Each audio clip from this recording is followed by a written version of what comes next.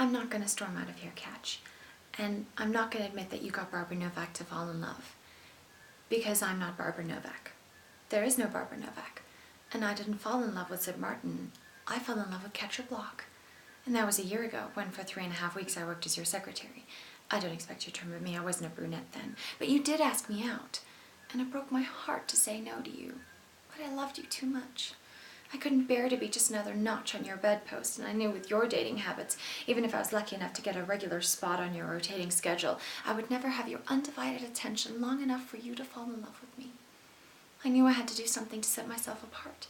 I knew I had to quit my job as your secretary and write an international bestseller, controversial enough to get the attention of New York publishers and No Magazine, but insignificant enough that as long as I went unseen, No Magazine's star journalist would refuse to do a cover story about it. I knew that every time we were supposed to meet, you would get distracted by one of your many girlfriends and stand me up. But this would give me an excuse to fight with you over the phone and declare that I would never meet with you in 100 years. And then all I would have to do is wait the 2 or 3 weeks it would take for everybody in the world to buy a copy of my bestseller. And then I would begin to get the publicity that I would need for you to, 1, see what I look like, and 2, see me denounce you in public as the worst kind of man. I knew this would make you want to get even by writing one of your exposés, and in doing so you would have to go undercover and assume a false identity, pretend to be the kind of man who would make the kind of girl that I was pretending to be fall in love. And since I was pretending to be the kind of girl who would want to have sex on the first date, you would have to pretend to be the kind of man who wouldn't want to have sex for several dates.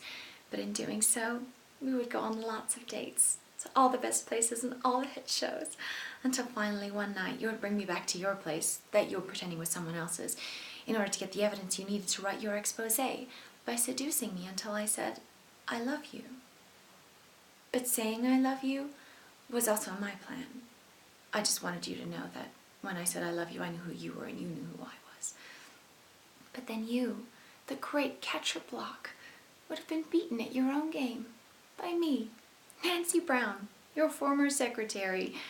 And I would have once and for all set myself apart from all the other girls you've ever known, all the other girls you've never really cared about, by making myself like the one person you truly love and admire above all others. You.